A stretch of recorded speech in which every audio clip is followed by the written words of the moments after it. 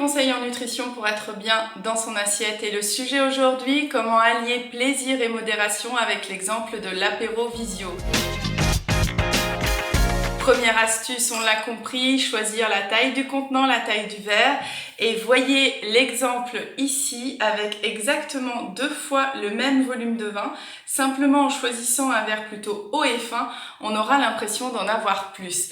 Reste bien entendu qu'un apéritif sans alcool et très peu sucré, comme un jus de tomate ou de l'eau, sera le meilleur conseil. Deuxième astuce, on organise notre apéro, on retire les paquets, on sort la jolie vaisselle pour prévoir notre portion apéritive. Et enfin, troisième astuce, préparons directement notre repas apéro avec de la couleur et des saveurs. Côté nourriture, un peu de tout et de tout un peu. Surtout, prenons notre temps de déguster ce délicieux apéro dînatoire. Et tout ceci pour rester bien chez soi. Aujourd'hui, dans cette seconde vidéo, je vais vous parler de la gestion du stress. Dans ces temps de confinement, c'est normal, nous sommes tous un peu plus stressés. Nos habitudes de vie sont bousculées, malmenées, et ça génère du stress.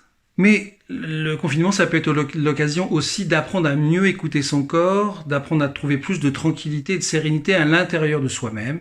Et ça nous servira aussi après le confinement. La méthode que je vous propose s'appelle la cohérence cardiaque. C'est une méthode qui a été prouvée scientifiquement. Au niveau de ses effets, ça va libérer des hormones de bien-être pendant une durée de 4 heures après l'exercice.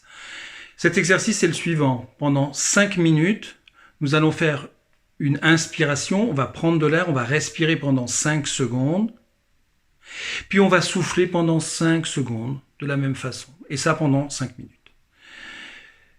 On peut faire cet exercice le matin au réveil, on peut le faire en début d'après-midi, on peut le faire une fois en se couchant de soi, ça nous aidera aussi à nous endormir.